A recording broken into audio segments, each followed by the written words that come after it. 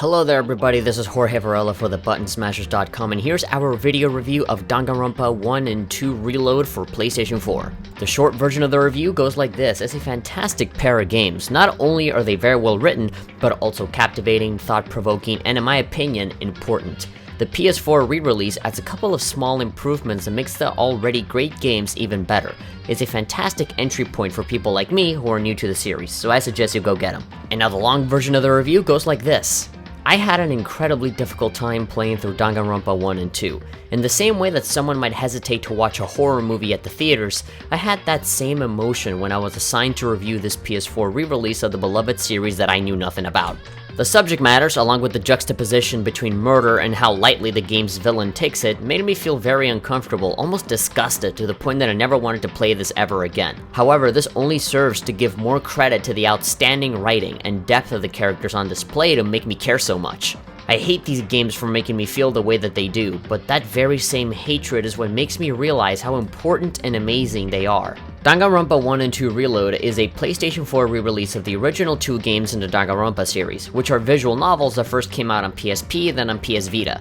Now, along with the long-awaited third installment of the series, Danganronpa V3, the first two games are making the jump to home consoles. Even though they stumble in a few instances, I think everything translates fairly well from portable devices to the big screen, from visuals to sound and gameplay. However, there are a couple moments where you can tell that this used to be a portable game that's now been stretched out to TV size.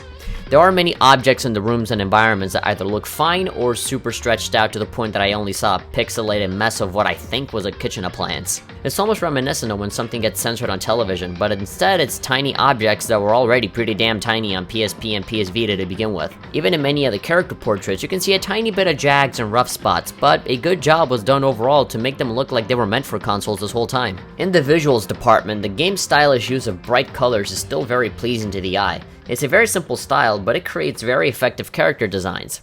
Everyone and everything has a distinct look to it that makes them easy to identify and remember, which makes the large cast of characters a lot less overwhelming to face.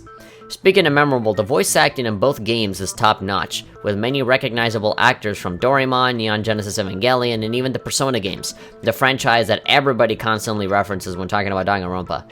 Overall, the Japanese voices are fantastic, but the English dubs are no joke either. No matter what language you prefer, both have competent performances. However, I would personally recommend the Japanese voices above the American counterpart, but that is simply due to my personal preference. The gameplay is fairly easy to understand, since this is more of a visual novel than anything else. The story is very heavily tied to the gameplay. Basically, you play as a character that got accepted into a really great high school. However, the school is actually a trap set by an insufferable bear, and the only way to get out of the school is by killing one of the other 14 people that are trapped along with you, then try and get away with it. Of course, you'll be able to see the moral ambiguity and heartbreak of your favorite character dying from a mile away, but the narrative still contains many interesting twists and turns that will absolutely leave you on the edge of your seat, especially during the class trials. Obviously, someone will get killed at some point, to which then you'll have to investigate and make a case for who the killer is during said class trials, Phoenix Wright style. From here, you are introduced to a series of different minigames that essentially help you in finding the truth. From shooting down arguments with truth bullets to completing a rhythm game to debate someone, this is where all of the story elements come together with the gameplay in a creative way, which is where both Danganronpa 1 and 2 shine the brightest.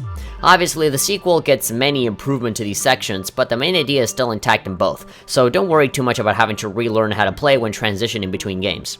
This transition should be fairly easy, since Danganronpa 2 makes an enormous amount of improvements over the first game.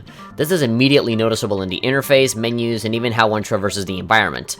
That and the story simply gets a lot more intriguing than in the first game, even though it does follow the same structure of being trapped in a place and then having to investigate murders. Granted, if you're like me and you don't feel super comfortable with the subject matters in this game, the sequel is not going to change your mind. Believe me, these games are rated M with a capital M for a reason. Both games will do whatever possible to challenge you at every turn, from your moral compass, to your mindset, to your worldview, to your logic skills, and who you consider a friend or an enemy. This is definitely not a game for people that wish to have a jolly old simple time making friends and solving wacky mysteries. This ain't about that. This is what essentially the villain of the game always asks for. despair. For a person that enjoys playing games for escapism, seeing what happens in these games, especially during the punishment scenes, really tore me down in a way that I never expected. So please be aware of what you're getting into before playing this, because you will very likely not be the same person when you finish it.